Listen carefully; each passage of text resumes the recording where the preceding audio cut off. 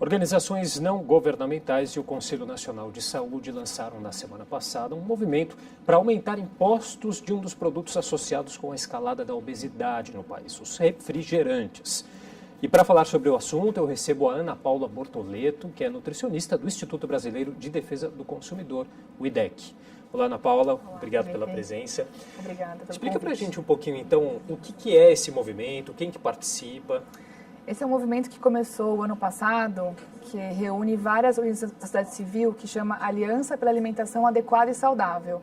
E essa aliança tem como um item principal da sua agenda a discussão sobre aumentar o preço dos alimentos não saudáveis, incluindo aí os refrigerantes. Quer dizer, tem outras bebidas, outros produtos fora o refrigerante, então. Sim, na verdade a gente entende que a gente precisa fazer com que o ambiente favoreça escolhas alimentares mais saudáveis. E isso inclui mexer no preço, né? Hoje os alimentos que a gente chama ultraprocessados, que são aqueles alimentos prontos que vêm em caixinha e com muito açúcar, muito sódio, estão ficando cada vez mais baratos. E a gente acha que esse é um dos obstáculos para as pessoas se alimentarem melhor. Então, a ideia desse movimento é fazer com que os impostos aumentem para esses produtos. Já uma perspectiva de como seria feito isso? Sim, a gente tem algumas ideias com base no que aconteceu já em outros países. No México, por exemplo, houve um aumento de 20% no preço dessas bebidas e já tem resultados positivos em relação à redução do consumo desses produtos. Nos Estados Unidos, tem algumas cidades também que adotaram essa medida, que a gente está aguardando resultados mais específicos, mas já temos evidências que mostram resultados positivos lá também de reduzir o consumo dessas bebidas. Quer dizer, uma política semelhante à que foi adotada já há alguns anos com relação ao tabaco, aos cigarros. É isso mesmo, a gente se espelha muito nessas políticas do tabaco, como, por exemplo, a gente ter ambientes que não vendam bebidas açucaradas ou aumentar o preço, porque são as medidas que foram, de fato, as mais efetivas no controle desse fator de risco para doenças crônicas, né? E a alimentação não saudável é um outro grande fator de risco que a gente já não conseguiu mudar e influenciar para prevenir a obesidade. Agora, Ana Paula, essa medida ela não vai contra o direito do consumidor de consumir o que ele quiser, faça mal ou não? A gente não está falando aqui de restringir totalmente a venda, nem a publicidade desses produtos. A gente está falando de desonerar as pessoas, na verdade, que vão estar consumindo menos desses produtos e vão estar se protegendo em relação à sua saúde. E não vai ter nenhum impedimento em relação, claro, as pessoas de mais baixa renda, que vão ser mais diretamente afetadas, vão sendo também protegidas em relação a esse problema de saúde pública. A gente tem que ver para os dois lados, né, na verdade. Não é restringir o direito de escolher, mas sim prevenir as doenças crônicas. E hoje em dia o Brasil já adota algum tipo de estratégia nesse sentido? Existem alguns incentivos no Brasil em relação à redução de impostos de frutas e verduras, por exemplo, mas isso ainda é incipiente. A gente sabe também que tem alguns dados que mostram que há também incentivos fiscais para a produção de bebida açucarada, o que a gente não faz muito sentido, né? A gente deveria, na verdade, onerar mais e cobrar mais das empresas que produzem produtos que a gente já tem comprovação que fazem mal à saúde. Há medidas interessantes também com relação à restrição de bebidas, refrigerantes em escolas, né? Que a gente sabe que a obesidade infantil é um problema grave que tem aumentado. Sim. Essa questão da proibição da venda de refrigerantes em escolas, como que ela funciona? Ela funciona no país inteiro ou são em alguns estados, cidades? Essa restrição de venda, ela pode ser tanto em municípios, nos estados, como no nível federal também.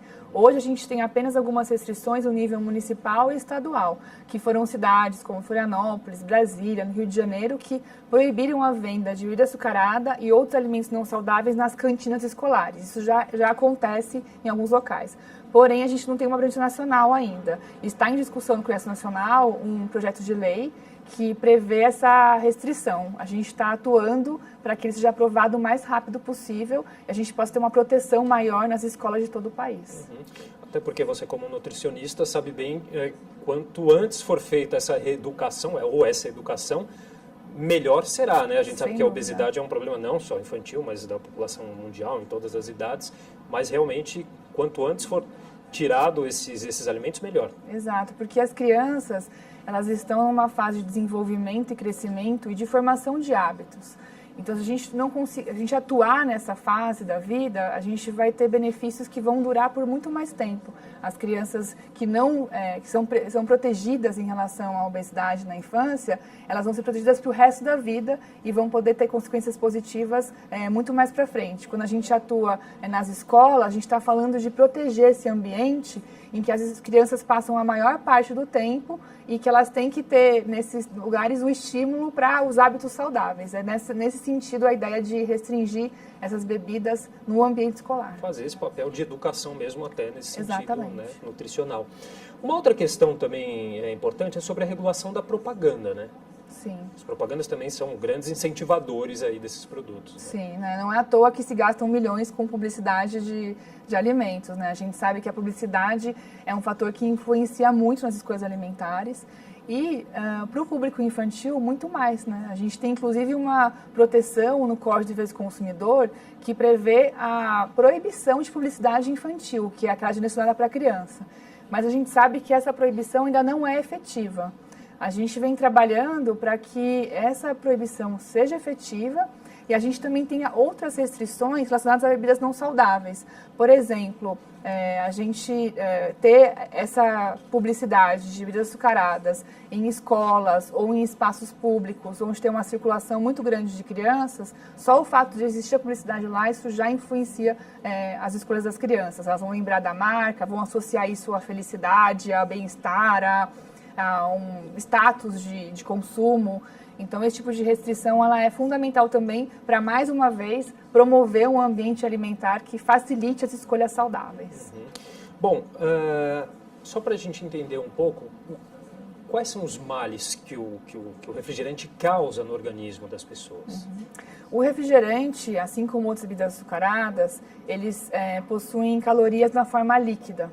Então, além de ter uma grande quantidade de açúcar, essas calorias líquidas demoram mais tempo para serem absorvidas e percebidas pelo nosso organismo como ingestão calórica. E isso faz com que estimule o consumo maior, porque você demora mais para ter aquele mecanismo de saciedade, estou satisfeito, vou parar de comer. E aí você acaba comendo muito mais do que você percebe. Isso inclui outras bebidas, tá? Não é só o refrigerante. Agora, nesses malefícios, também se incluem os refrigerantes light, diet?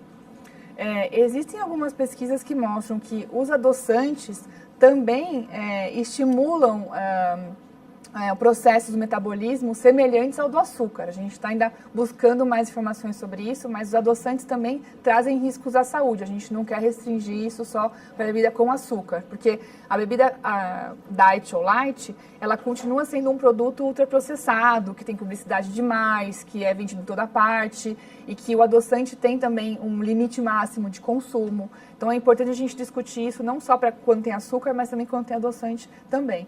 A OMS, a Organização Mundial da Saúde, ela recomenda essa restrição por estar associação com cáries, com diabetes, com obesidade. Então são vários fatores que a bebida açucarada prejudica a saúde, né? Não é só uma consequência, mas são diferentes consequências para a saúde que o consumo exagerado dessas bebidas traz para a saúde. Até porque muita gente acaba fazendo essa opção, né? Eu não vou tomar refrigerante, vou tomar um zero, né? Que hoje, mas acaba fazendo, também não são saudáveis, né? Bebidas saudáveis. Também não, porque são bebidas para uma população específica que vai precisar restringir o consumo de açúcar ou de calorias, mas não devem ser uma substituição para uma pessoa saudável. É para um público específico que depende dessa restrição, mas não devem fazer parte de uma alimentação adequada e saudável, como já diz o Guia Alimentar do Ministério da Saúde. Uhum.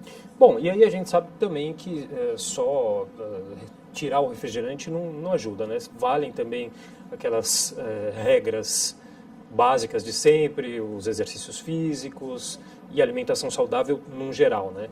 Sim, com certeza. Isso no nível individual é fundamental a pessoa buscar o máximo de informação possível sobre o que ela está comendo, lendo a lista de ingredientes nos rótulos e sabendo de onde vem a sua comida, e buscar ter um estilo de vida mais saudável possível. Mas no nível populacional, quando a gente fala em relação à saúde pública, a gente não pode depender apenas da educação. A gente depende muito de que seja favorecido a escolha mais saudável, né? Como eu já repeti aqui, mas eu acho que é importante destacar isso, que a gente está falando sobre mudar hábitos que são da população como um todo. Isso vai exigir que a gente tenha medidas que vão estar mais amplas do que apenas educar a pessoa, né? Então, agora, por que os estudos mostram também que os refrigerantes, né, eles têm se tornado mais acessíveis nas populações de países mais pobres, né?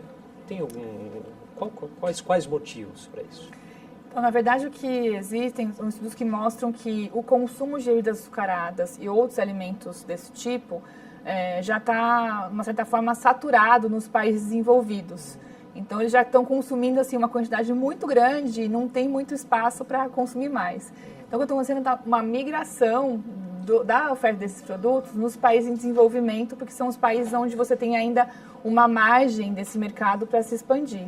E com os incentivos fiscais, como eu já te falei, da produção, porque daí se vende a oferta de atrair mais empresas e etc., as empresas ganham incentivos fiscais, a matéria-prima fica com preço reduzido e isso influencia no preço, reduzindo o preço desses produtos.